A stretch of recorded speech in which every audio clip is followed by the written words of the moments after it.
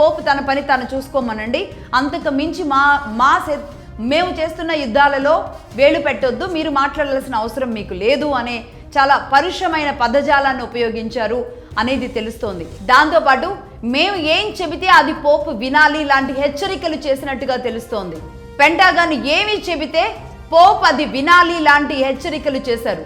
అలాగే country first అంటూ Pope అనేది అసలు వ్యవస్థే కాదు, పోప్ అనే మనిషి అవసరం లేదు అన్నట్టుగా ఒక మత గురువుని ఇన్నేళ్లుగా ఒక మత ఆచారంగా ఆచరిస్తూ వస్తున్న, ముఖ్యంగా శాంతి దూతగా ఉన్న ఆ మత గురువుని అమెరికా అధ్యక్షుడు టీం మాట్లాడిన మాటలు ఇవి. నిజానికి పోప్ అనే ఒక వ్యక్తి అది ఏ దేశ అధినేతకైనా ఏ దేశానికైనా ఒక సూచన చేసినా, ఒక హెచ్చరిక చేసినా, అది క్రైస్తవ దేశాలు మాత్రమే కాదు, అది ఏ దేశాలైనా సరే పోపుకి ఆ గౌరవం ఇచ్చి దాన్ని పాటిస్తారు ఖచ్చితంగా.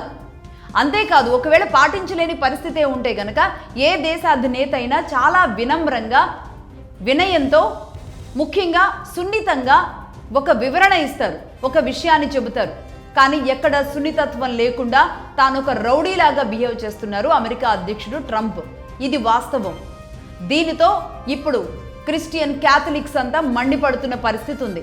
అంతేకాదు, అటు పోప్కి, అటు వాటికన్ సిటీకి, ఇటు పెంటగాన్కి, అమెరికాకి మధ్య గ్యాప్ వచ్చేసింది.